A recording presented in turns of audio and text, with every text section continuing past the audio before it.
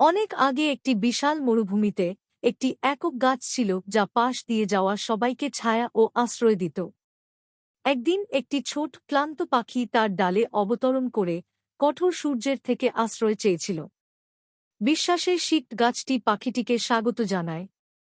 এখানে বিশ্রাম নিন ছোট, এটি ফিসফিস করে বলল, আল্লাহ আমাকে তাঁর সৃষ্টির সেবা করার জন্য শক্তিশালী করেছেন।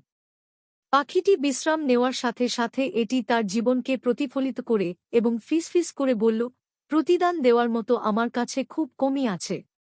তবু আমি আপনার কাছে আমাকে পাঠানোর জন্য আল্লাহকে ধন্যবাদ জানাই। গাছটি উত্তর দিল, আল্লাহর প্রতি কৃতজ্ঞতাই সবচেয়ে বড় উপহার।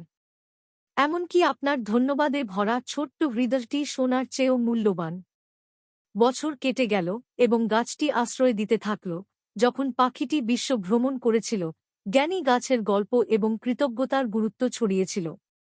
মহানবী হযরত মুহাম্মদ শাহ শিখিয়েছেন, যে মানুষের কৃতজ্ঞতা প্রকাশ করে না সে আল্লাহর শুকরিয়া আদায় করে না। পাখিটি গাছের দয়ার জন্য কৃতজ্ঞ এই শিক্ষার দ্বারা বেঁচেছিল।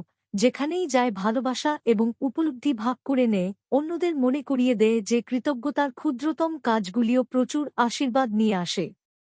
এই গল্পটি কৃতজ্ঞতা, দয়া এবং আল্লাহর বিধানের প্রতি বিশ্বাসের ইসলামী মূল্যবোধকে প্রতিফলিত করে।